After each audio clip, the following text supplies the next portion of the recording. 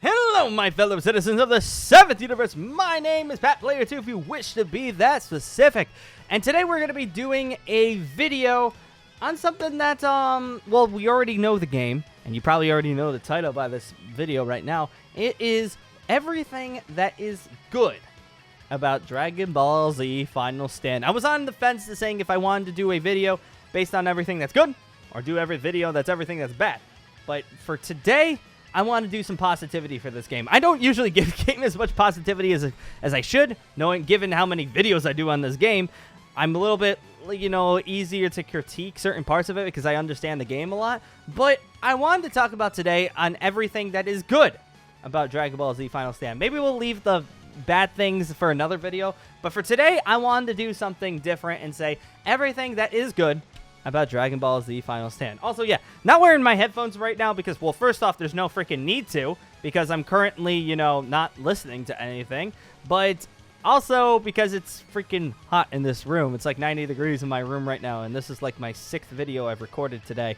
So I am like a little bit tired, a little bit sweaty. You can probably see the shine on my head. I gotta take a shower after this. But I wanted to just do a video based on everything that I like about Dragon Ball Z Final Stand. The first part I'm going to be talking about is just the variety that you could do in this game. Yes, there are other Dragon Ball games where you could choose different races, but this particular game is very, very in-depth as to what races do what. Like, you already know, like, if I give you a certain race, it's not just the reskin with different reskin transformations. They might do similar stuff, the transformations, but certain races are better for certain things. Like, you know what I'm talking about. Like, you know how androids, you know, they're generally not really the strongest, but you stack a bunch of red beans on them, all of a sudden they freaking kick butt. You can make them into melee builds or key blast builds. It's absolutely insane.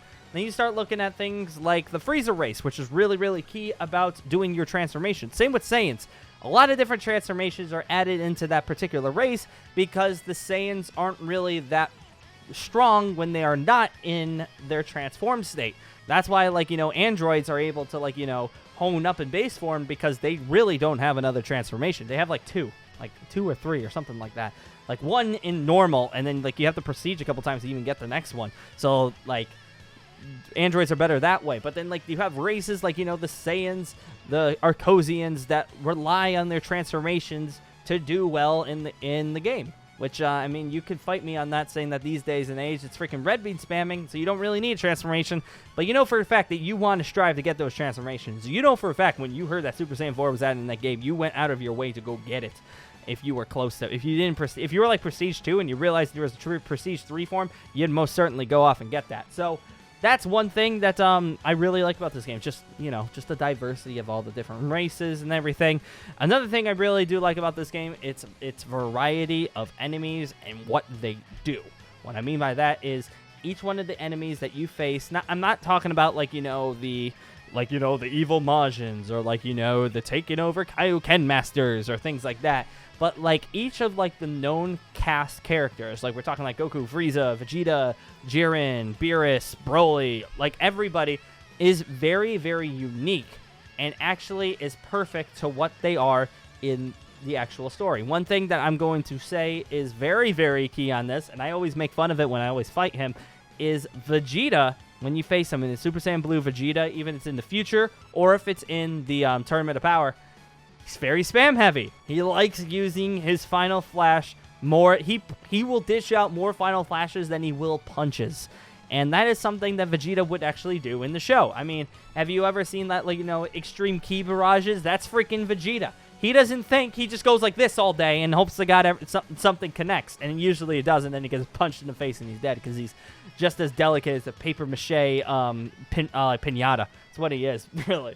But, like, he's very good on that. And then you got Goku, who is very, very in your face. Got instant transmission Kamehameha. So you think like you're about to run away from it. All of a sudden, he's in your face doing an instant transmission Kamehameha. Also, the fact that like in the time chamber, Goku has all his transformations. Really nice touch. I like that. And then you got Jiren, who is literally a freaking powerhouse. You can punch him, and that man ain't gonna get knocked back at all unless you do, like, something like a quarter of his health in one punch. He do not care. And also, he does, like, you know, his, like, giant explosive waves, and then he does, you know, the power impacts, which is something that Jiren would most certainly do if you actually went to go ahead and fight him like 1v1 in real life. Yeah, that's what he would do. You'd punch him, he wouldn't care about it, and then he would just launch you into the cosmos and just laugh at you while you're doing it. Actually, no, he wouldn't even laugh because he didn't even think you're even that much of an effort. So that's one thing I like. Another thing I like about Dragon Ball Z Final Stand is just that all the characters are very, very like what they are in the show, and that's what I really, really enjoy. Another thing that's we've pretty much taken for granted at this point because, you know, we've had it for a long time, but just think of all the maps. Each one of the maps is unique in its own regard. Even if you talk about future and Earth maps, they're pretty much around the same when it comes to the layout. They're pretty much the same. Like, if you know the Earth map, you pretty much know the future map as well because it's very similar. But think about, like, you know, even, like, the retextures of it are very unique, and, like, everything's destroyed in the future. So it looks like everything that you did in Earth looks really cool, and all of a sudden, you go to the future, and everything you know and love is destroyed, and then there's Fusamasu laughing over you, wondering why there's a mortal still left in the world. So, like, it's really freaking cool. And then you talk about space. Space has a bunch of maps built into its one map, and the map is absolutely humongous. I mean, that thing is absolutely giant. So it's actually, like, ridiculous to think just how big these freaking maps are. And then you look at the Tournament of Power maps where the maps progressively get more beat up as the battles go on. The more people you punch, the more likely, like, you know, stuff will start coming out of the ground to look like debris. It's freaking cool. It's freaking awesome. I'm not talking about the fact that, like, you know, the last map that we got, the Otherworld, doesn't really have much special to it. And, you know, it got nerfed to the ground, so, you know, barely people that are stuck up there like me with my Jiren race are kind of all wondering, like, beating the snot at each other, wondering why we can, you know, beat up the dummies that were there before, but they were all taken away. But regardless of that map, everything else is very unique and very freaking awesome. Actually, a really cool map that, like, no one really talks about too much that I really like is the Secret World, because of how, like, all the seas are like that, and then each map has, like, you know, parts of other maps put into it. I know you might say that's like a what's the word? I don't want to say like a cheat, but, like, you know, a lazy way of making a map where you just take assets from other maps and putting it into there. But I don't know, I just kind of like it. I think it's, like, really unique seeing, like, all different parts of different maps get plopped into it. And then all of a sudden there's, like, you know, El Hermano, Gohan Blanco, and then literally Chuck Norris is, like, chilling there with his freaking cowboy hat, and Goku and Vegeta are just dead on the ground on the tournament. Yeah, it looks absolutely crazy. So I really love the maps in that game. Are just really freaking cool. I mean, you look at other Dragon Ball games out there, there's, like, nothing that competes with the maps that are in Final Stand. I swear to Christ. Like, there's nothing out there that, like, comes close to, I mean, you could fight me on that because there's nothing that comes close when it comes to the maps. Snake did a really freaking good job on the maps. And another thing that we really like about this game, what is another thing we all love about this game? Well, the one I'm thinking of right now, I'm going to save that for last, but I'm trying to think of one more thing that I wanted to say before on that is basically the progression of Dragon Ball Z Final Stand. It's not just like, you know, you level up and, like, you know, you punch. It's not like a simulator where you just, like, punch the air and all of a sudden you have, like, 12,000 damage every single time you hit something. It doesn't work like that. The leveling system is very like how, you know, a lot of games are getting inspired by the level system of Dragon Ball Z Final Stand, where you, like, you know, you get, like, certain points that you can add through, like, an RPG system and able to get access to certain moves that, you know, get, like, you know, a certain level. Something that you haven't, like, you know, you see that pretty often in Roblox games. But Final Stand, I don't know, it just has a, like, way touch to it that's just, I don't know, the progression system of your character. It definitely, I mean, this is, like, way back in the day, too, when the game first came out, where if you were a Super Saiyan, you were insane at the game. That's something that I kind of miss about Dragon Ball Z Final Stand, where, like, you know, you were able to play the game, and becoming a Super Saiyan was like being a god of destruction in the game when you first came out. Like, you know, people could fight me and be like, oh, well, I got Super Saiyan the first day I got it. Well, yeah, because you played last week, and it's really freaking easy to get it now because you literally could just one tap, like, you know, the world's strongest, and all of a sudden you're level 50. Like, it doesn't like, you know, take that much skill these days to actually get up to, like, the high levels anymore. But back in the day, it was, like, actually, like, you know, the grind was pretty dang real. But the grind, it was pretty real, but it was also acceptable real. Like, it wasn't, like, absolutely god-awful, where, like, no one wanted to do it. But the grind was, like, you know, good enough where, like, you know, you get something, you feel super freaking rewarded, which is something that Roblox games don't have usually. You know, you get something and you're like, oh, that's pretty cool, but you don't like show it off and be like, look at that guy. It's just like, that's cool. But like in Final Stand, like you got Super Saiyan, you show it off to people, you're like, yo, that looks cool. So like honestly, like that's pretty cool when it came to that game. I don't know. I think it's just freaking awesome, to be quite honest. How the progression of it, and you know, just the progression of the game too, where like, you know, everybody's hanging around now as God of Destructions. Like if you're not a God of Destruction, you're pretty much like a weakling on the game now. Like, even if you just started, like, everyone's going to be like, wow, you're awful at this game. Get a new game, even though it makes no freaking sense. But the last thing I wanted to talk about, the last thing I wanted to talk that I really do like about this game is pretty much, like, I say, I have my my sayings here and there about the game. But the one thing I really like is basically the community, you guys, around this game.